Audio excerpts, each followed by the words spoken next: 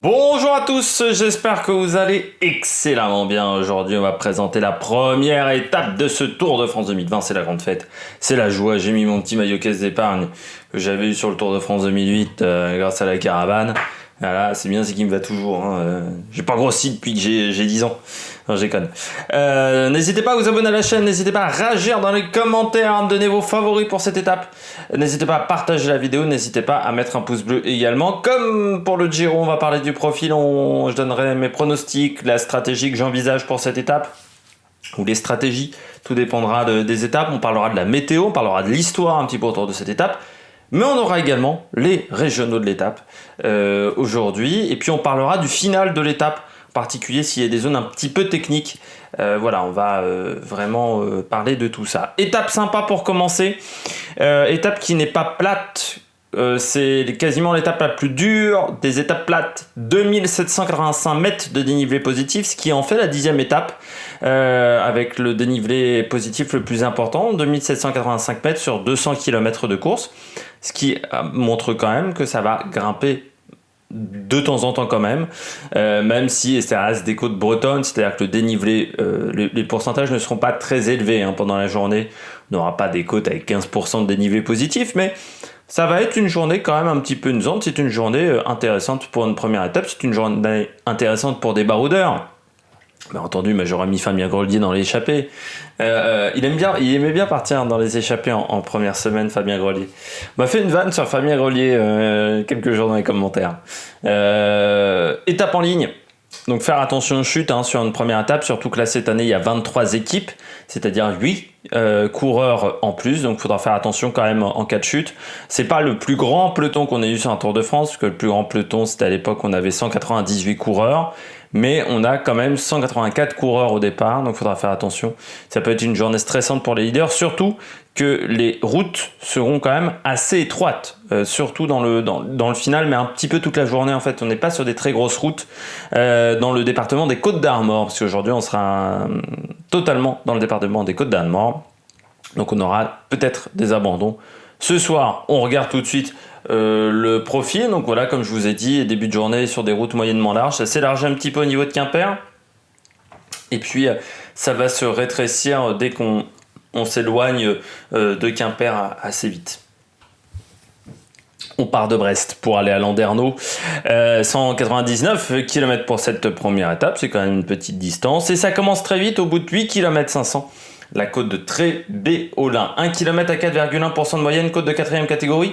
Vous remarquerez également que les paramètres pour les côtes de 4e catégorie ont été changés. On a rabaissé un petit peu la jauge pour les côtes, c'est-à-dire que les côtes de 4e catégorie, c'est un peu moins difficile que l'année dernière notamment, et on voit plus la différence entre côtes de 4e catégorie et côtes de 3e catégorie, ce qui était parfois pas évident à voir. Les côtes de 4e catégorie cette année, c'est vraiment des petits radars, mais très courts.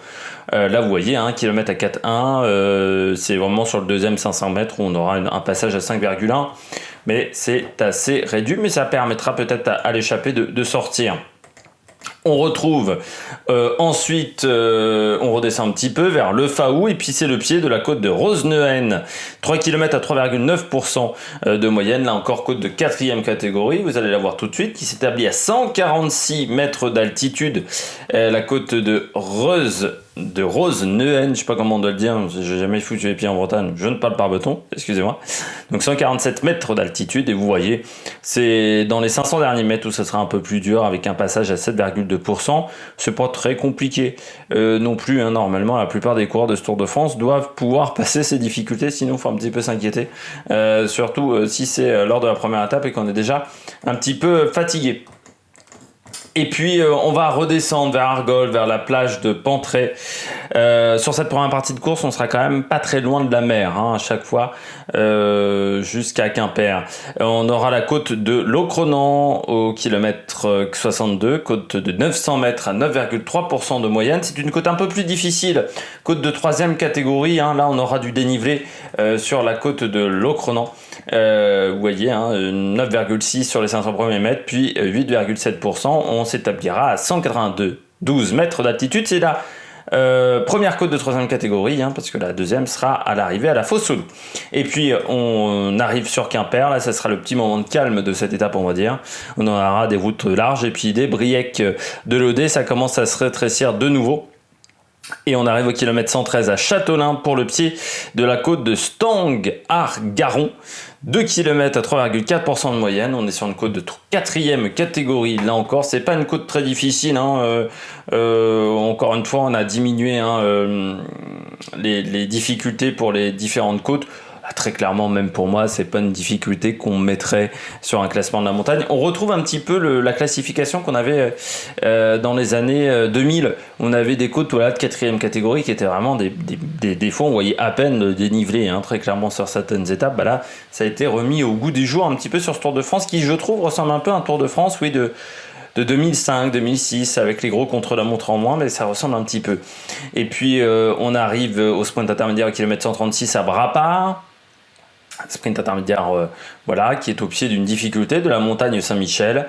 On aura la côte de Saint-Rivoal, côte de 4e catégorie qui est au kilomètre 151, c'est-à-dire à 50 km de l'arrivée. Côte de 4e catégorie, 2 km 500 à 3,6% de moyenne, 256 mètres d'altitude. C'est pas encore très difficile non plus, hein. Côte de Saint-Rivoal, c'est un petit peu plus long, mais vous voyez, il n'y a pas de gros pourcentage sur cette difficulté. Et puis, en fait, pendant toute l'étape, on aura d'autres côtes qui seront peut-être même plus difficiles, mais qui ne sont pas indiquées au classement de la montagne, notamment à Tréflé-Vénès ou à Saint-Urbain, ça grimpe un peu. Puis on arrivera à Landerneau, dans la commune de Landerneau, puis ça sera la dernière difficulté, 3 km 2 à 5,3% de moyenne. La Fosse-aux-Loups, côte de 3e catégorie que l'on va voir tout de suite. La difficulté se passe vraiment dans les premiers kilomètres. Voilà, avec un pied de difficulté à 7,4%, puis les 500 mètres d'après à 8,8%. Mais en fait, au bout d'un kilomètre 500, ça devient beaucoup plus plat et le final est quasiment plat sur les 700 derniers mètres.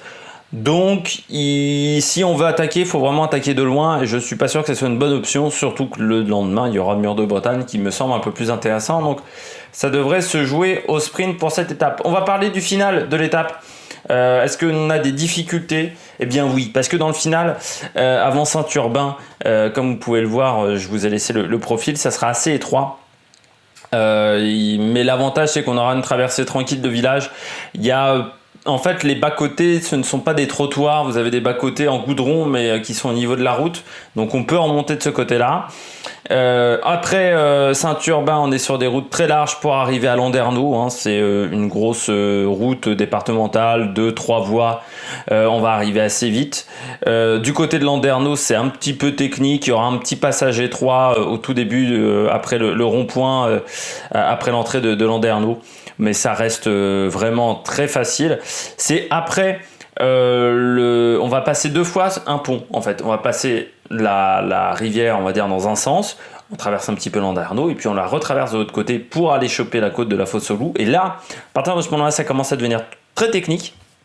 On va tourner une fois sur la droite, puis sur la gauche pour prendre la route de la côte de la Fosse-aux-Loups. Et c'est à partir de ce moment-là que ça devient difficile parce que dans les pourcentages les plus compliqués de cette côte, on a des murs de chaque côté, ce qui fait qu'on aura très peu de place. La route doit permettre d'avoir 4 coureurs, je dirais, de front. Pas beaucoup plus, donc il faudra faire attention. Et puis après, on a un passage à niveau dans le final et la route s'élargit de nouveau pour avoir une dernière ligne droite extrêmement longue. Hein, c'est-à-dire que le dernier virage doit être à 3 km de l'arrivée. On va parler de l'histoire du Tour de France. Tour de France 2008, on va revenir à ce Tour de France 2008. À la première étape, on avait déjà un départ de Brest. Déjà une étape vallonnée, mais à l'arrivée, c'était Plumelec et pas Landerneau. C'était une première étape en ligne et c'était la première fois depuis 44 ans qu'on avait une étape en ligne. C'était la vraie nouveauté du Tour 2008. On avait l'habitude normalement de démarrer avec un prologue ou un contre-la-montre. On avait eu des contre-la-montre notamment en 2005 à Noirmoutier. Et là, c'était vraiment la première étape en ligne depuis 44 ans. Et ce jour-là, eh bien, on a une belle étape. La dernière côte faisait 1 km 700. Donc voilà, on est sur des profils assez similaires à aujourd'hui. On avait une échappée de 8 coureurs qui étaient partis assez vite. Avec notamment Thomas Vauclair, Rubens Pérez de Euskadi Euskadi, José Luis Arrieta d'AG2R. On avait Geoffroy Lecat d'Abri Tubel, Björn Schröder de l'équipe Minram, magnifique équipe. Il y avait Lilian Gégou également, et David de la Fuente et Stéphane Auger. Dans la deuxième partie d'étape, on va dire, dans le final, Lilian Jégou et David de la Fuente vont sortir tous les deux. Ils seront repris à 2 km de l'arrivée, donc juste avant la dernière difficulté du jour. On aura également la chute d'Hervé Duclos-Lassalle, le fils de Gilbert Duclos-Lassalle, qui abandonnera dès son premier Tour de France au bout de 50 km de course. Et puis on aura également la chute de Juan Mauricio Soler, qui l'année précédente avait été maillot à poids avec l'équipe Barlow World et qui abandonnera quelques jours après suite à cette chute parce qu'il se fera mal au poignet, il se remettra jamais vraiment de cette chute. Tout le monde est repris à 7 km de l'arrivée, parce que c'était Lilian Jégou qui avait attaqué après 2 km après le départ, je vais me retrouver. Donc tout le monde est repris à 7 km de l'arrivée.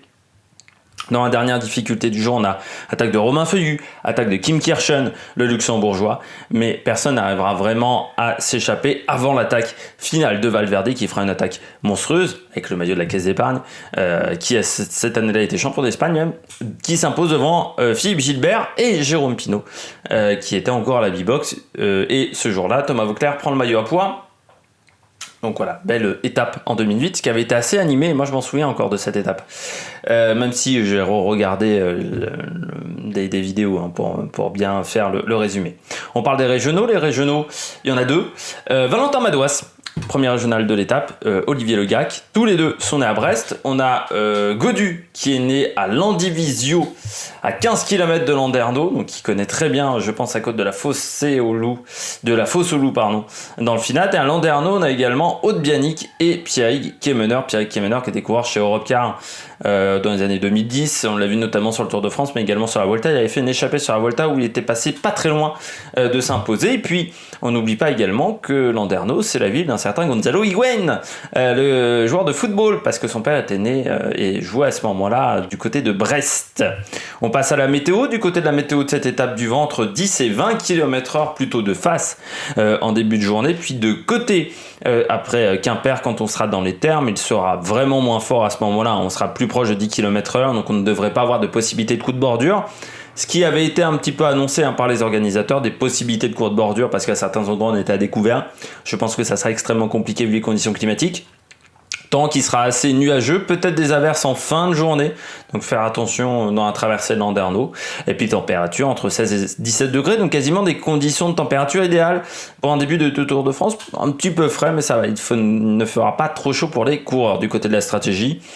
Moi, je vois une échappée de 4-5 coureurs qui partira assez vite. C'est un début de Tour de France. Bon, voilà, on arrivera à trouver du monde pour prendre l'échappée. Surtout que cette année, voilà, il y a des difficultés. Je vois pas plus que 4 ou 5 coureurs. Parce que très clairement, certes on a des difficultés, mais ce sont des côtes de 4e et 3e catégorie, et on sait qu'avec le barème de points, 4e, 3e catégorie, ça vous permet de prendre le maillot à poids peut-être une journée, 2 journées. Mais peut-être que même Mur de Bretagne, les mecs qui passeront en tête à Mur de Bretagne arriveront à prendre le maillot à poids. Et puis à la fin, victoire d'un puncher sprinter. Du côté des pronos, j'ai mis Wout van Aert, champion de Belgique, qui a l'air donc d'être en très grande forme, le Belge. J'ai mis Sonny Colbrelli par rapport à sa performance sur le Dauphiné, c'est une petite d'arrivée qui peut lui convenir. J'ai mis Mathieu Van Der Poel, parce que là aussi, s'il attaque fort dans le final, il peut faire la différence. Et puis la grosse cote, vous verrez que j'ai pas mis Arnaud Démarre parmi les favoris, comme quoi je suis un petit salopio. Mais la grosse cote, j'ai mis Nasser Boigny, parce que vu ce qu'il a fait au championnat de France, ce qu'il avait fait à l'Étoile de Bessage également, je me dis qu'il est en capacité de passer la côte. Et vu que dans le dernier kilomètre et demi, c'est quasiment plat, il arrivera peut-être à faire la différence par rapport à d'autres sprinters qui seront un peu plus en difficulté. J'espère que vous avez aimé cette vidéo. Si vous avez aimé cette vidéo, n'hésitez pas à réagir dans les commentaires, n'hésitez pas à vous abonner à la chaîne, n'hésitez pas à mettre un pouce bleu. Et puis nous, on se retrouve pour de nouvelles aventures sur la Maillot Production. Ciao, ciao!